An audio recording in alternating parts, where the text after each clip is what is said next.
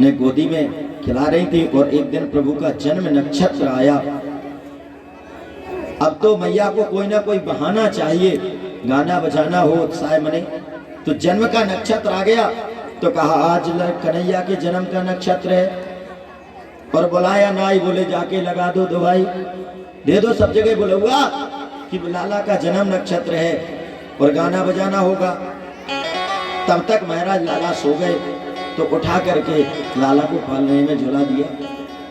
कुछ देर में कुछ गोपियां आई, उन्होंने कहा यशोदा मैया अरे शोर मत करो, क्यों लाला भी सोया, अरे तो हमको बुलाया क्यों है, रुको थोड़ा सा मैं लाला को उधर लिटा दूं, फिर तुम लोग गाते बजाते रहना। और लाला का पलना उठाया और एक आंगन में गाड़ी रखी हुई थी तो जाकर के उस गाड़ी के नीचे पलने को रख दिया और उसके ऊपर जो आंगन के माट मटका थे वो सभी रख दिए महाराज। इधर गाना बजाना प्रारंभ हो गया, लाला उधर पलने में सो रहे हैं। अब जैसे गाना बजाना शुरू हुआ कि लाला जग गए और जैसे जाके और देखा तो कहने लगी लाला कि अरे हमारे गाना बजाना हो रहा हमारे लिए और हम इधर पलना में लटके पड़े हैं और हमारे गीत उधर बज रहे हैं। तो सोचा चलो उठ के चले जाएं वहीं, फिर सोचा अभी तो हमें चलना ही नहीं आता, चलना अभी सीखा नहीं, अभी चले जाएंगे तो सबको आश्चर्य होगा, तो लेटे हैं। तभी देखा कि अरे ओह, और उस गाड़ी के ऊपर आकर के एक सट्टासुर नाम का दैत्य कंस द्वारा जो भेजा गया है, पूतना मर गई तो दूसरा भेजा उसने सट्टासुर, तो वो गाड़ी के ऊपर बैठा हुआ था। ओह मामा जी आ गए हैं। कन्हैया ने जैसे देखा और इधर गाने बजाने में सब मस्त थी गोपियां और घुमा करके एक मारी लात और सारी गाड़ी उड़ी चली गई और सारे माट मटका फटाफट सारे। अब तो महाराज मैया दौड़ के आई, हे भगवान क्या हो गया। देखा लाला, और लाला को उठाया, जैसे ही लाला ने मुस्कान भरी मधुर मधुर तो जी में जी आया भले मैया का, हे भगवान लाला का कुछ नहीं हुआ, लेकिन आंधी चली ना है, साढ़ बेल को नो निकलो ना है, और ये गाड़ी कैसे उड़ गई। तब तक एक लाला दौड़ तो भाई मैया हम बताएं, हाँ बताओ। अरे मैया तुम सब गावे में लग गई और लाला जग गयो, रोवे लग गयो। हमने सोची उठाए के मैया तो को दिया है, तब तक लाला ने घुमाए के बोला तुम्हारी कि धम्म से उड़ी गई गाड़ी। मैया बोली क्यों रे भांग पी के आयो, नेक्सो छोरा, और एक गाड़ी में लात मार दी, उड़ी चढ़ी गई। बोले मैया सच कह रहे, तेरे सर की सौगंध अपनी आंखन पे देखी बात बताए रहे हैं मैया, तो जाओ अपनी आंखन की जांच कराओ। अरे नेक्सो छोरा कौन भरोसा करे कि धम्म से लात मारी और गाड़ी उड़ाए दी। महाराज लोग कहते हैं बच्चे ऐसे होती हैं, ये कुछ का कुछ बोलने लगते हैं, और सभी ने यही समझा कि बच्चे हैं, इनकी बात का कोई भरोसा नहीं। लेकिन यहाँ कन्हैया प्यारे ने संकेत दिया, कब, जब हम यहाँ मैया ने क्या की गलती कि उठा करके महाराज लाला को, कन्हैया को, भगवान को उठा करके गाड़ी के नीचे रख दिया और ऊपर सारे माट मटका रख दिए। जब हम अपनी घर गृहस्थी को भगवान के ऊपर और भगवान नीचे, यानी पहले अपनी गृहस्थी का काम करेंगे, पहले अपना बिजनेस करेंगे, व्यापार करेंगे, भगवान की पूजा भक्ति सत्संग बाद में होगा।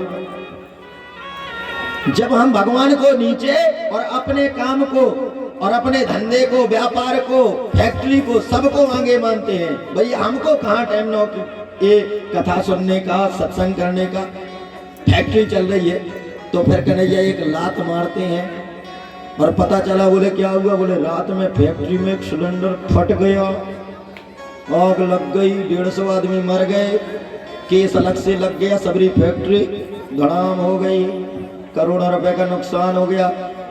फिर गए तो बब्बा जी के यहाँ सिर पटका, किसी ने कहा कम से कम इतना करोड़ों कमा रहे थे, एक भागवत तो सुन लेते। बिल्कुल सत्य घटना है। एक जगह एक फैक्ट्री में घाटा ही होता था, चलती ही नहीं थी, घाटा के अलावा कुछ नहीं। एक बार एक संत आए और ऐसे ही छोटा सा सत्संग था गांव में, पहुंच गए। उन्होंने कहा महाराज बर्बाद है, करोड़ों रुपए लगा दिया और जब हिसाब होता है महीने में तो घाटा लगा, मुनीम खराब है तो सब मुनीम सैकड़ों बदल दिए। स्वयं जाके बैठ के देख लिया, लेकिन घाटे के अलावा कुछ होता ही नहीं। उन्होंने कहा, संत जी ने कहा, भैया हमारे पास तो एक ही उपाय है, राम जी की कृपा है, एक राधा कृष्ण जी का या राम जी का मंदिर बनवा लो जो तुमको बनवाने की इच्छा हो। बोले घाटा इतना हो रहा, कर तो थोड़ा सा खर्चा, और उनको उसका अध्यक्ष बना दो फैक्ट्री का, और फिर चलने दो, उनकी इच्छा जो करना होगी। उसकी बात समझ में आ गई और गया एक मंदिर बनवाया राधा कृष्ण जी का, और उनको मुखिया बना दिया। सारा हिसाब आज भी सिस्टम वही चलता है, महीने हफ्ते का हिसाब हुआ सबका, और रजिस्टर लिख करके मुनीम लिख के और मंदिर में रखाता है, इतनी आय। और जिस दिन से ये हुआ उस दिन से रिकॉर्ड है, दिन दूनी रात चौथी फैक्ट्री चलने लगी, आज तक घाटा हुआ ही नहीं। अपनी मालिकी खत्म, भगवान की कर दी। मंदिर में सबसे पहले फैक्ट्री के सभी नौकर जो भी हैं कर्मचारी आएंगे, आरती होगी, इसके बाद कार्यक्रम में सब लगेंगे, काम करो और बाद में भगवान को प्रणाम करो, घर जाओ, सारा काम चलने लगा 2 मिनट में। तो भगवान ने संकेत दिया कि जब तुम अपने ये घर गृहस्थी और धंधे पानी और ये सब अपना भगवान से ऊपर कर देते हो, तो फिर कन्हैया एक ठोकर मारते हैं और एक झटके में सब धड़ाम हो जाता है। तो इस प्रकार से महाराज शकट भंजन हुआ। एक दिन लाला ने, मैया लाला को बैठ करके गोदी में दूध पान करा रही है, स्तनपान। लाला ने धीरे धीरे वजन बढ़ाना प्रारंभ किया। आसमान में देखा कि तृणावर्त तूफान बन करके आया। बोले हो, अब तो दूसरे मामा जी उड़न खटोला लेके आ गए, आज इनके साथ घूमेंगे। और इस वजह से अपना वजन बढ़ाना शुरू किया। मैया को लगा शायद लाला बहुत देर से दूध पी रहा, इसलिए भारी हो गया। अब बताओ, दूध पीने से बच्चा भारी होता? मती गति ऐसे कर दी। मैया ने कहा थोड़ी देर छोड़ दो, आंगन में खेलेगा तो पच जाएगा, और छोड़ दिया कि उधर से तृणावर्त आया, उसने उठाया और कंधे पे बिठा करके उड़ने लगा।